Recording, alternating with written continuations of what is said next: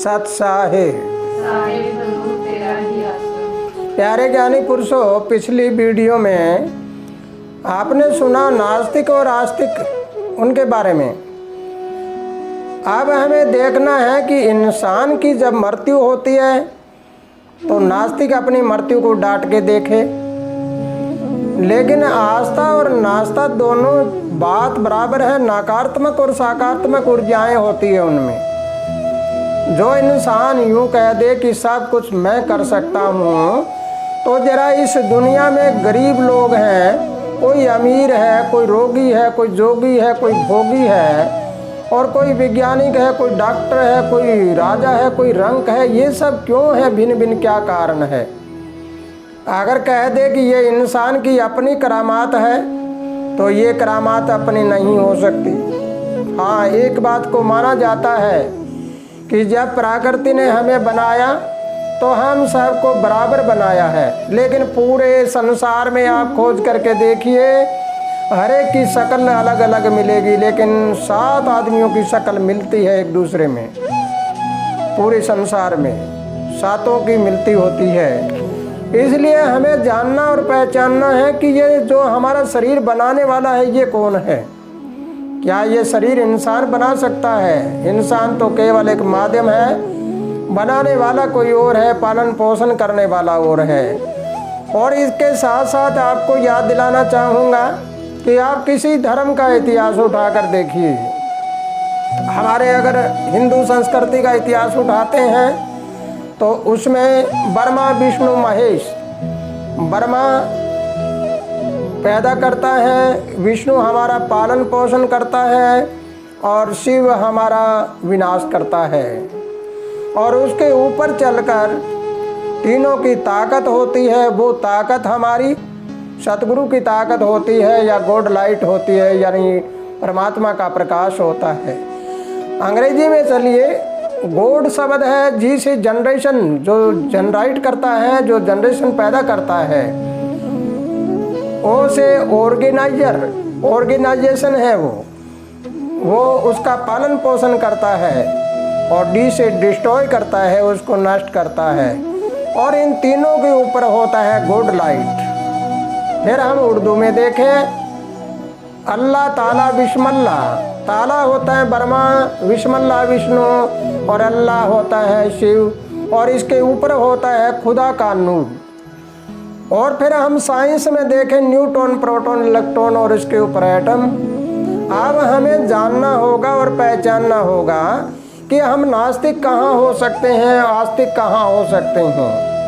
पहले ज्ञान आया, विज्ञान बाद में आई है।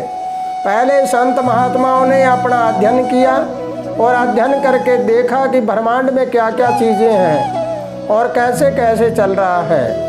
तब उन्होंने अध्ययन करके उस ज्ञान को विज्ञान में ढाला, यानी वो एक धातु का रूप बनाया। पहले वो सूक्ष्म रूप था, फिर उन्होंने स्थूल रूप बनाया। गाड़ी चलती है, गाड़ी का कार्बोरेटर देखिए कैसे होता है, गाड़ी का इंजन क्या सिद्धांत है, हमारा शरीर चलता है वैसे का वैसा ही चलता है। सारे सिद्धांत टोटल देखते हैं तो हमारे शरीर के अनुसार होता है। लेकिन वैज्ञानिकों के दिमाग में ये बात आई कैसे, वो बताने वाली भी कोई सुपर पावर होती है। अगर कोई यूँ कहे कि भगवान है ही नहीं, परमात्मा है ही नहीं, तो जरा एक गरीब आदमी को तुम वैज्ञानिक बनाकर देखो।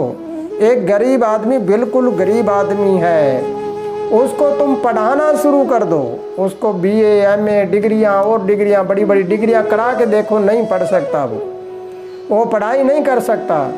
लेकिन एक गरीब घर में जन्म कर, 0 घर में जन्म कर बहुत बड़ा पढ़ा लिखा भी हो सकता है। अगर हम सभी बातों का निर्णय करें तो हमें पता लगेगा कि हकीकत में बात कुछ और है और हम कुछ और रास्ते पे ले जा रहे हैं।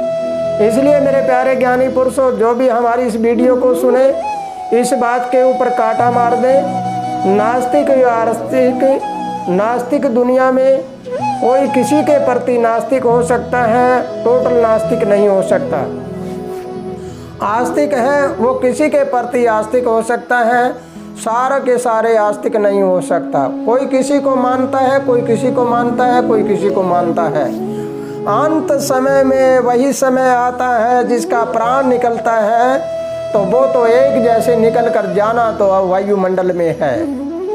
जब बच्चा जन्मता है तो गर्भवास में श्वास नहीं होते, धड़कन होती है, और जब जन्म लेने के बाद श्वास आता है तो बच्चा पहला सांस ऐसे अंदर जाएगा, पहला सांस वही जाएगा, चाहे वह नास्तिक है, चाहे आस्तिक है, चाहे वो किसी धर्म का है, किसी जाति का है। इसमें न जाति होती, न धर्म होता, न समाज होता। ये सिर्फ केवल एक इंसान ही जन्मता है। उस समय न नास्तिक है न आस्तिक है। ये तो सिर्फ इंसान अपनी चाबी यहाँ, अपने दिमाग की चाबी कहाँ घुमाता है, इसमें कौन सी ऊर्जा भरता है, ये इसकी ताकत होती है। जिस इंसान ने सकारात्मक ऊर्जा भर ली वो सभी बातें सकारात्मक करेगा, और नकारात्मक भर ली वो नकारात्मक बातें करेगा। इसलिए मेरे प्यारे ज्ञानी पुरुषों, विचार अपने अपने होते हैं, सबका मालिक एक, विचार अनेक। विचार अनेक क्यों, विचार एक बनाओ और फिर परम शांति पाओ। जिसके अंदर शांति है और जिसके अंदर विचारधारा अच्छी है, वो उंगली करता है कि वो गलत है तो 3 उंगलियों को देख लेना। ये 3 उंगलियां यूं कहती है कि उसमें एक बुराई है तो तेरे में 3 है। अगर वहाँ पर अच्छाई नजर आती है, यूं कहे वो बहुत अच्छा है, तो 3 उंगलियां अपनी ओर आती है। तेरे में 3 अच्छाइयाँ हैं तो तुझे दूसरे में एक अच्छाई नजर आएगी। अगर ये बात आपको समझ आई है तो करिए अपने जीवन का परिवर्तन, जीवन मंगल में बनाइए और फिर जीवन का आनंद लीजिए। मनुष्य चोला बड़ा मुश्किल से मिलता है, इस मनुष्य चोले की कदर करो। तो इसी के साथ प्यारे ज्ञानी पुरुषों, खुशहाल रहो, आनंद करते रहो। सत साहे।